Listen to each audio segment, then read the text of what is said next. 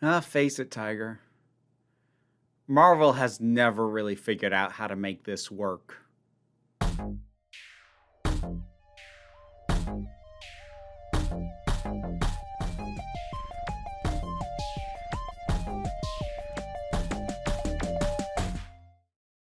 So something happened a couple weeks ago that just got my brain spinning a little bit. And now I've got stuff to talk out.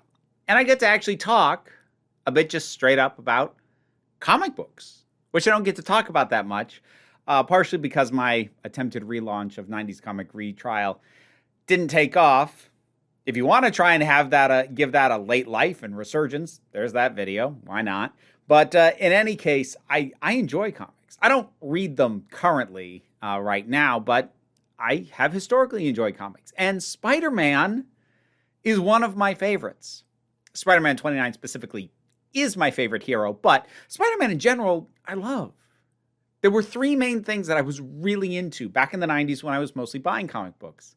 Spider-Man, X-Men, and Spawn, which I will argue the early parts of Spawn hold up a lot better than people think. But regardless, Spider-Man was kind of the one that has my love of that character has lingered. X-Men, I've kind of gone up and down on. X-Men can be great. I kind of fell out of love with it even during the 90s because it was a convoluted mess. Spawn, I just kind of grew out of.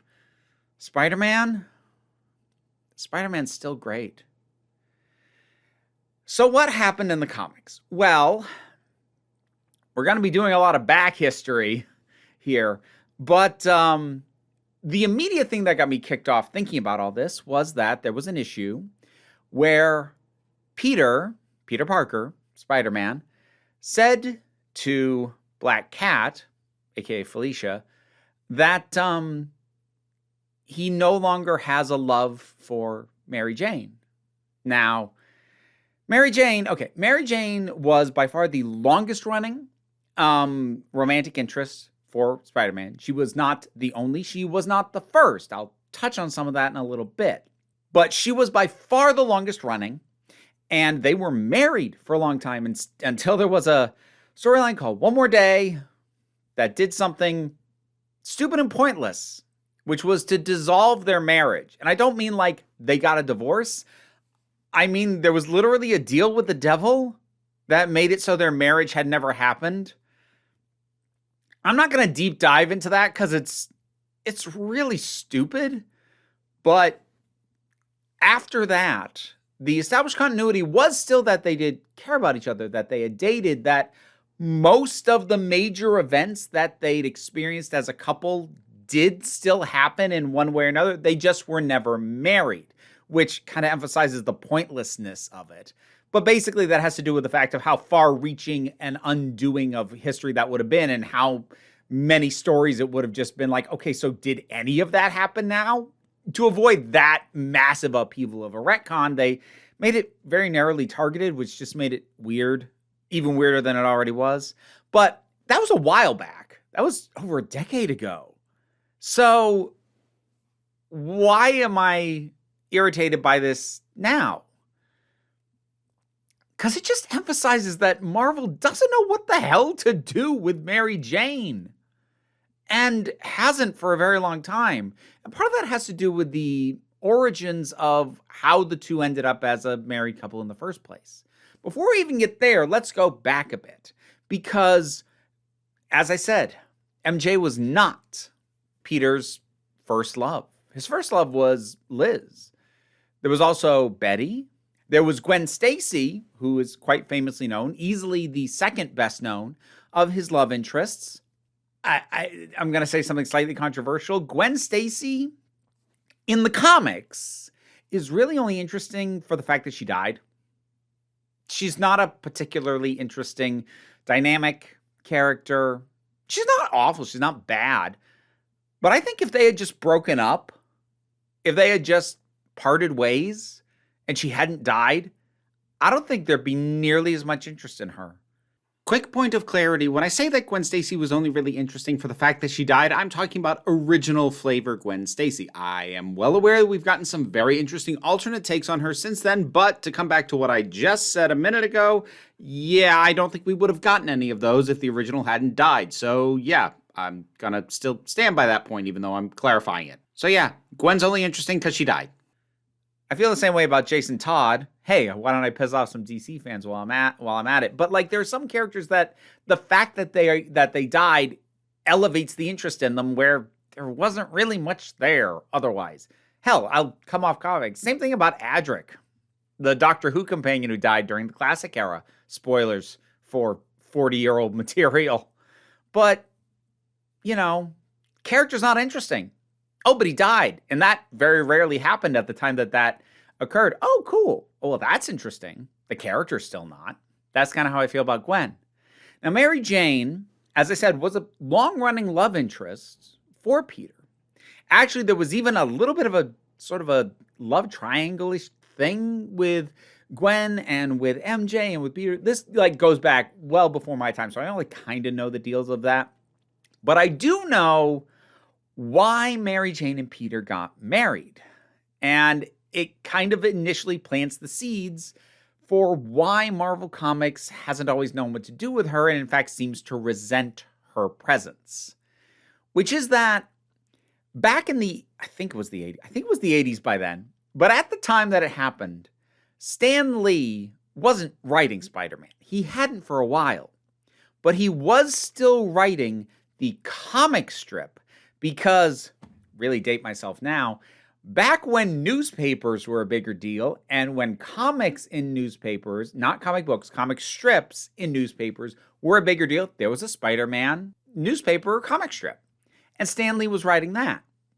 And he decided that he was going to have MJ and Peter get married. And in order to keep in parity with each other, that meant the comics very hastily got the two hitched. But there's more than enough word that behind the scenes, the folks working on Spider-Man were kind of resentful that they had to do that. They had wanted Peter to get married, which brings me to one of the first reasons why Mary Jane was often treated like a hindrance and a burden, which is that historically and oftentimes presently, comic book writers seem to loathe the idea of a stable relationship. They just don't like to do it.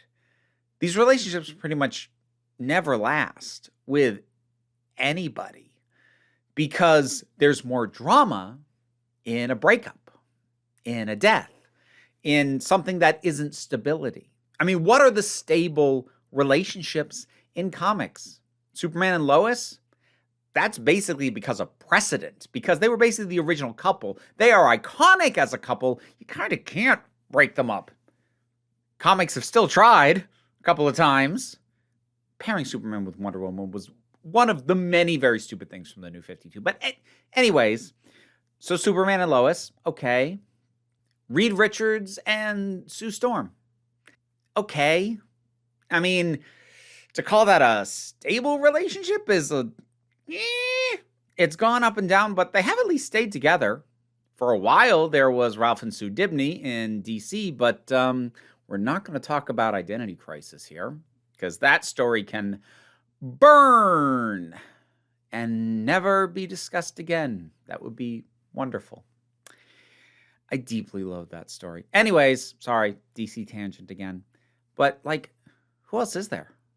Batman doesn't have an iconic love interest. Closest is Catwoman, but they won't commit to that. I think the only recent instance of a pairing that is sticking to any degree is Harley Quinn and Poison Ivy. But that's a rarity. And like that is also a weird and wonky one for a multitude of reasons, starting with the fact that they're both anti-heroes, so they both kind of get to bend the normal rules in the first place. But pretty much everybody else, their love interests leave them, die, turn evil. That's a big one. Because that's an easy way to get more drama. Or another thing that a lot of the Spider-Man writers seemed to want was to capture this idea of the swinging single Spider-Man, which this is where we kind of get into the issue of long-running formats like comic book superheroes, where eventually, if it goes on for long enough, sooner or later, you're going to have the people writing it be the people who grew up as fans of the earlier iterations. Now, that can both be a benefit and a detriment. It can mean that you have someone who already has a working knowledge of the history of this character and the what the iconography is, and they're just going to honor the character better. That's your good situation. But what can happen very frequently is you get writers, they don't want to write the character as they are now. They want to write the character as they remember reading them. And so that contributes to this idea of, well, Spider-Man should be single. But they got married. And Marvel, as resentful as they seem to be about the fact that the two of them were married, didn't seem to want them to get a divorce either.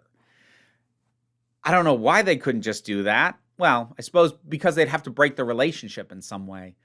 And how do you do that without damaging the characters? Marvel learned that the hard way with Hank Pym. Because Hank Pym, granted it was under the influence of Ultron, but he hit his wife. Ant-Man hit the Wasp. And that character has never recovered in the eyes of fans. Ever.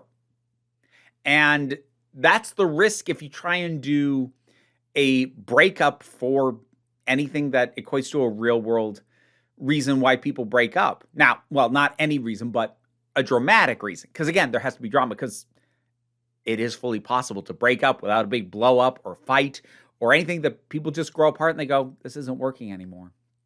But that's not dramatic, so that's never considered as an option. So since they never seem to be willing to do a divorce, they instead did the deal with the devil. Technically, it's Mephisto. Mephisto's the devil. It's a deal with the devil. Why Mephisto cares that their marriage is dissolved is weird and vague and doesn't make a lot of sense. As I said, the fact that it doesn't undo their relationship, just the fact that vows were exchanged, makes it at most symbolic and borderline meaningless.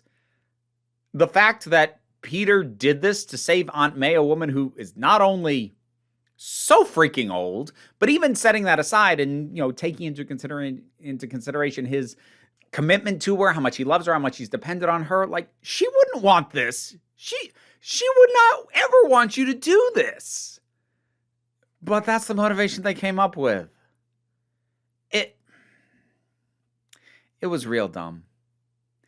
But because of the fallout and the aftermath of that has been so weird and nebulous, and they still have to acknowledge the fact that MJ and Peter have been together, or at some points even were still together, but just weren't married. And then a couple years ago, they gave Mary Jane a new love interest, a guy named Paul, who, so far as I know, has not turned out to be evil yet.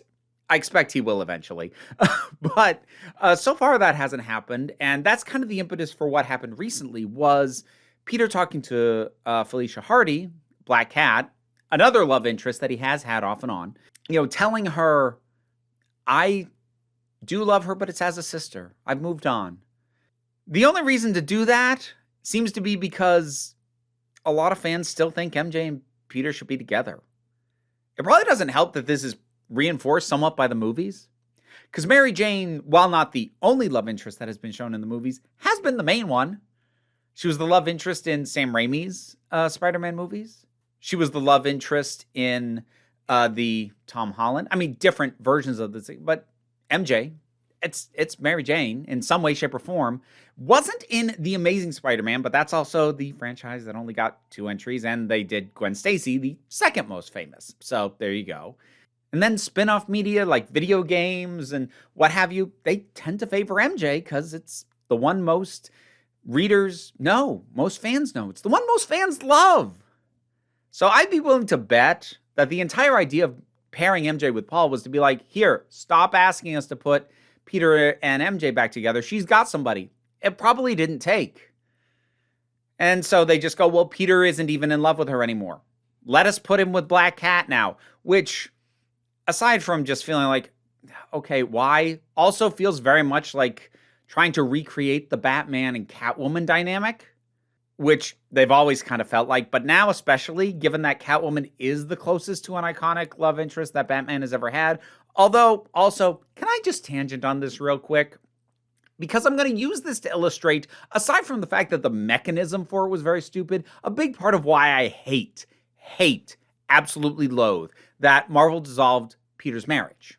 And it's because, in a little parallel that I get to draw, in Batman, under Tom King, there was this big buildup to an issue that was going to feature the marriage of Batman and Catwoman. And a lot of people thought they're not going to actually do that. Not because people thought it was a bad idea, but because they're like, they're never going to marry Batman. They're not going to do it. Why are you teasing us like, oh, we're going to get them married? Like, we know you're not. And in an effort to keep the marketing and the hype going, Tom King, who had written this, gave interviews, and he specifically very much firmly said, no, we're definitely doing this. And he said something that I agree with. I agree with fully, which is that heroes in stable relationships is a very unexplored area of these kinds of characters. There's so much that could be done, so many new stories that could be told, things that other heroes aren't doing if we allow this to happen. And he's right. But he was also lying because Catwoman leaves him at the altar and they don't get married. Minor corrections because I misremembered this slightly. Tom King was a little more careful with his wording than I remembered. He didn't actually insist that the wedding was definitely going to happen, but he did go off on a whole thing about how there's this assumption that heroes can't be happy, but actually we should explore that. And that is very much something I agree with. And I still consider that to be a lie because it is painting an image of a very specific future that he was never ever planning on doing. Especially considering that the whole nonsense of if Batman is happy, he won't be effective at being Batman is part of the reason Catwoman leaves him. That was so infuriating for me to hear a creator say something that I'm like, yes, that's true. But he said it as a lie to cover a surprise that everyone had already guessed. Because as I said, stable relationships are super uncommon. And even a lot of the ones that we've had, like I can look again at Reed Richards, Sue Storm, they're both superpowered. The ones where one of them doesn't have powers generally haven't been allowed to last. Superman and Lois, again, but other than that, not a lot. You could do something different. You can explore different stories. You can talk about home life. You can talk about support for someone in a difficult job. You can do stories where you don't even necessarily have to turn the spouse into any kind of damsel in distress, but you can explore adult relationships, which these things almost never do because they want their characters to be dating. They want them in teenage relationships, especially characters like Spider-Man, who, as I said, a lot of the writers remember as a teenager. Here's one of the weird things about Spider-Man. For a long time, the Marvel timeline moved forward in real time.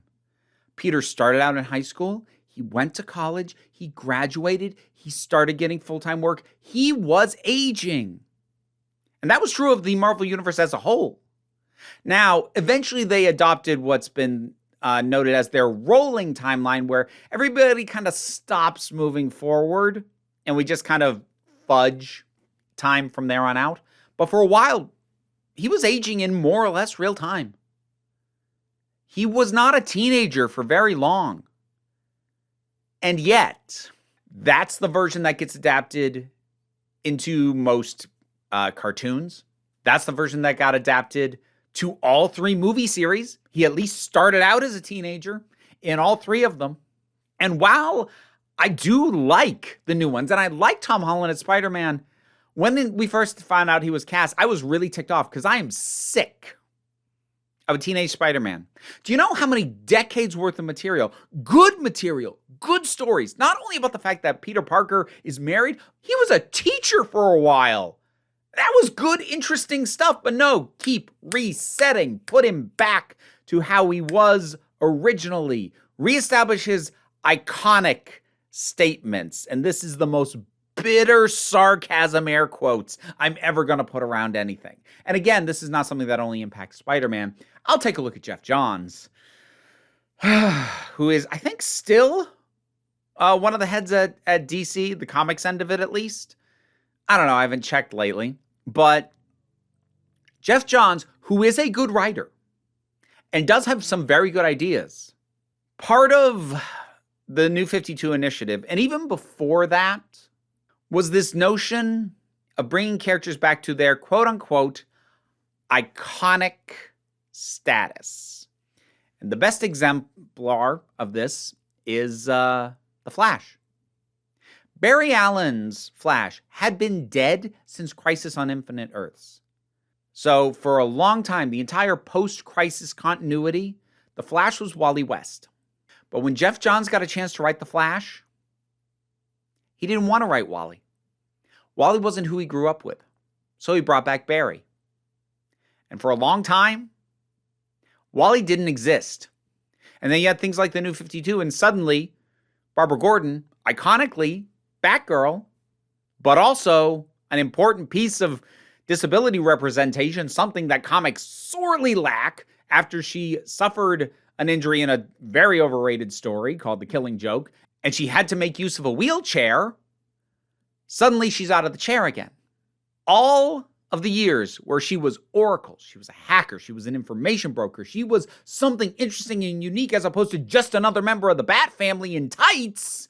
No, we're putting her back to her iconic status. This is in many ways part of the inherent problem with any story, character, franchise that goes on this long. Whether they do a full proper reboot or not, eventually somebody, be it an editorial mandate, be it a corporate order, or be it the writers who just want to write the version they grew up reading, somebody's going to want to roll things back and set them back how they were before. And again, like sometimes it's a creative choice from a writer. Sometimes it's a cynical choice from higher ups who are saying, hey, the book sold better when this was the case. Make that the case again. But regardless, this is an inherent hazard of very long form storytelling. That eventually things just get rolled back and reset. And while I understand why it happens, it is one of the things that I think really does put a lot of people off comics. And why it's a lot easier to get into the movies. Because here's this version of this character, you stick with us through 3 movies and some spin-offs. Cool. Awesome. You're probably not going to reset that character over the course of that. I mean, you might. Who knows? But that's a commitment I can make. But to commit to years and years of reading a comic and know in the back of my head, eventually, whatever it is that I like is going to be abandoned, if not completely reversed, undone, and retconned. Why? Why would I get invested in a medium that does that? And I say that as someone who does like comic books. But there are some serious hazards with how long-running these things are. And to be clear, this is partially a fan problem because comics fans are notoriously very hard to please. And that's not even a new thing. Like, this has been a case for decades. About as long as I've been alive, comic book fans have been very hard to please and very vocal when they aren't. And I get that we are also part of the problem. Because some of us want things to move forward and evolve. Some of us want things to go back the way that they were. And you can't please both of those, but to make enough money to have it be worth it, you have to try and please both. And you just end up with a mess. You end up with a situation where, okay, we're going to try and move forward because we're gonna push forward with Peter and Felicia, but you have the fans going, but MJ's still around. Why isn't he with MJ? Well, MJ's with another guy. No, but why can't you get... Because he doesn't even love her anymore, okay? Let us now do something else. Is that the actual thought process any of the people involved in this recent decision had? I don't know. But it certainly feels like that sometimes. And I'm not unsympathetic to that, how frustrating that must be. But it also makes for frustrating reading, engagement. As again, especially given the long-running nonsense with the fact that comics just won't let characters be adults. And not in the superficial, oh, we're so adult, we're gonna kill a bunch of characters and have everybody with massive guns and all these pouches with ammo. Like, no, that's not adult, that's juvenile. I mean adult, mature relationships, interactions, foundations in adult concepts like maintaining a marriage. They just don't.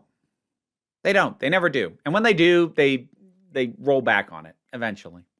So this was a very unfocused thing because ultimately there's only so much I have to say about what they're doing with Spider-Man, but boy does it connect to a whole bunch of other stuff that drives me absolutely up the wall about the comics industry. And it's a shame. But it's also what got us to the situation we're in where the comics are much better as a test bed and a character creation kitchen for things to be adapted to other mediums.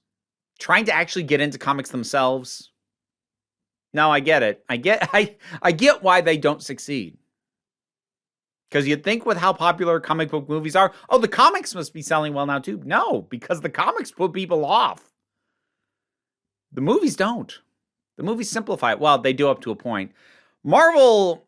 We're over a decade of Marvel now. Marvel is the movies are starting to veer into the territory of having gone on too long.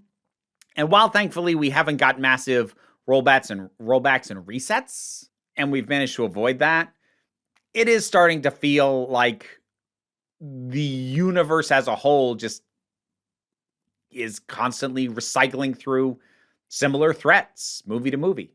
And that can still be fun, but after a while, the impact is okay. So, yeah. I just needed to rant that out for a while. Because, boy, the comics... These writers need to get over some of their hang-ups about writing married people, about writing stable relationships.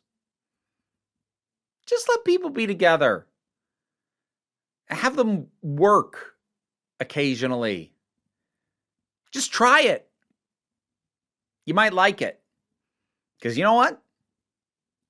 Speaking as someone who got into Spider-Man in the 90s, I really liked MJ and Peter as a married couple. Because for all the nonsense that went on during that point, that was probably one of their most stable stretches as a couple. Because down the line, you'd get stuff about attempting to have a kid, miscarriages, and a whole bunch of other stuff. But during the time when I was reading, there was a lot of chaos going on. I came in towards the start of the Clone Saga, coming off the back of things like Maximum Carnage. You know what was great? Having this central stable force being Peter and MJ. That all the other stuff going on, Peter's parents coming back and then turning out to be robot duplicates. All of that nonsense felt more manageable because there was the stabilizing force of the two of them together. I knew reading that at the end of any given insane adventure, Peter got to go home, and there she was, and they were good for each other. And I wouldn't have been able to articulate why that was important when I was 12, but I can now. And it has value. Anyway, what are your thoughts on any of the nonsense I've gone off about? Whatever they are, drop something down in the comments. Let's talk about it. Patreon pays the bills and enables me to do this as my living, even if you can't support me that way. The like, share, subscribe also help me out, but don't worry too much about it. Because what I really want you to remember is that you are beautiful, you are valid, and you are loved. You are the council. I'm just running the meetings, and until next time, this council is adjourned. This video wouldn't have been possible without my supporters over on Patreon, and I would especially like to thank Robin Moore, Zubin Lutfullah, Tarak, the thing that goes doink in the anime, Ruth, Oliver B., Ulrich Bogdan, Melinda Walters, Imudelki, Beotha Boyd, Auntie Kate 808, Becky Sparks, Fernabilax the Poodle, Robin Powell, Tracy Scrabbit, Angry Casperl, Tim Price, Adam R.D.L. Taylor, David Hall, General Contact Unit Problem Child, Shayla Gourlay, and Rosalind Bennett. Thank you so much.